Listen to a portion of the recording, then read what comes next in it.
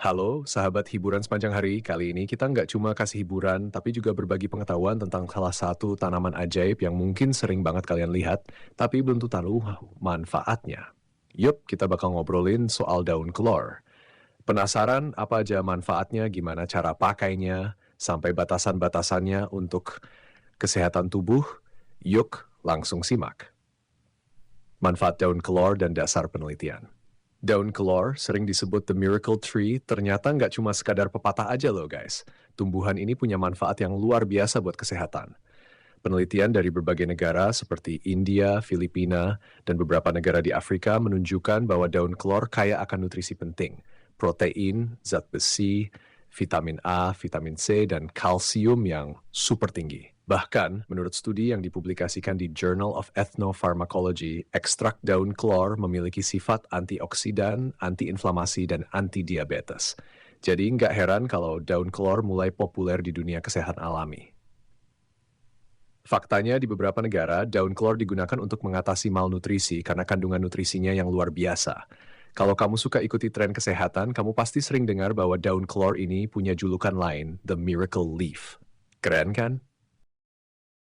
Negara-negara seperti India dan beberapa di Afrika seperti Ethiopia udah lama banget menggunakan daun kelor untuk pengobatan tradisional.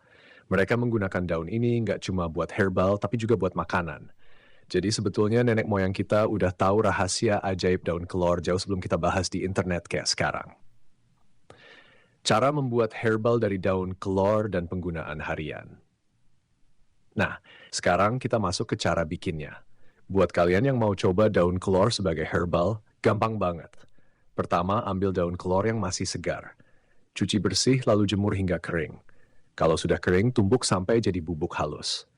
Setelah jadi bubuk, kamu bisa larutkan dengan 1 sendok teh ke dalam segelas air hangat dan konsumsi sehari sekali.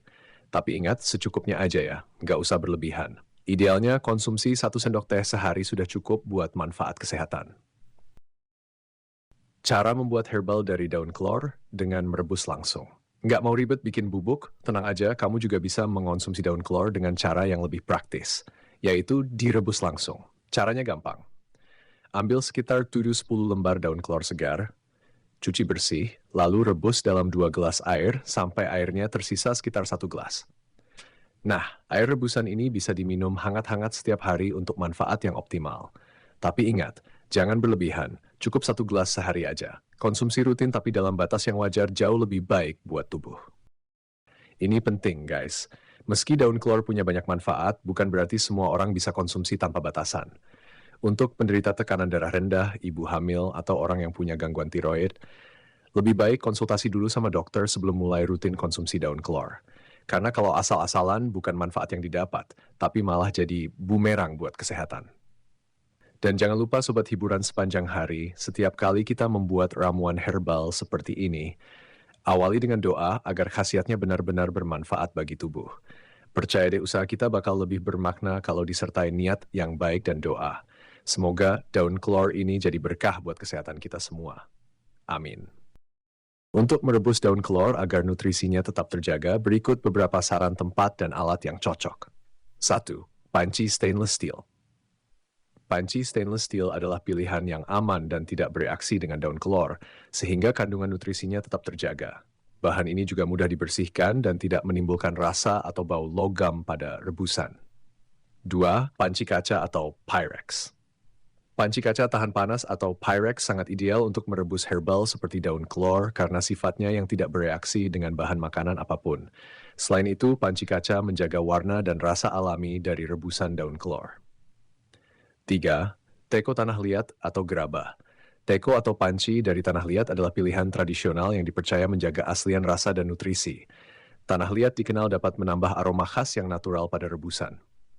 Namun pastikan teko atau panci tanah liat sudah dikeringkan dengan baik setelah dicuci agar tidak berjamur. 4. Ceramic pot atau panci keramik. Panci berbahan keramik juga aman dan cocok untuk herbal karena sifatnya yang non-reaktif. Keramik tidak mengubah rasa atau kualitas dari daun kelor sehingga hasil rebusan tetap optimal. Dengan menggunakan bahan yang sesuai, nutrisi dan manfaat dari daun kelor dapat lebih terjaga sehingga efektif saat dikonsumsi. Selain manfaat fisik, daun kelor juga punya filosofi spiritual yang dalam loh. Tanaman ini dianggap punya energi yang kuat buat menyembuhkan dan katanya bisa membawa ketenangan bagi yang mengonsumsinya. Bahkan, ada pepatah lama yang bilang, hati yang tenang dan badan yang sehat itu kayak bawa tameng daun kelor kemana-mana. Nah, kalau dipikir-pikir, kayaknya kita semua butuh tameng daun kelor buat jaga hati dan tubuh, bener nggak? Jadi gimana sobat, hiburan sepanjang hari? Semakin penasaran buat coba manfaat daun kelor? Tapi ingat ya, konsumsi dengan bijak dan jangan lupa konsultasi kalau kamu punya kondisi khusus. Sampai sini dulu sharing kita tentang daun kelor. Kalau kamu suka video ini, kasih like dan share ke teman-teman kamu yang mungkin butuh info ini. Jangan lupa subscribe, nyalain lonceng, dan stay tune terus di hiburan sepanjang hari buat video-video seru dan bermanfaat lainnya. Sampai jumpa di video berikutnya.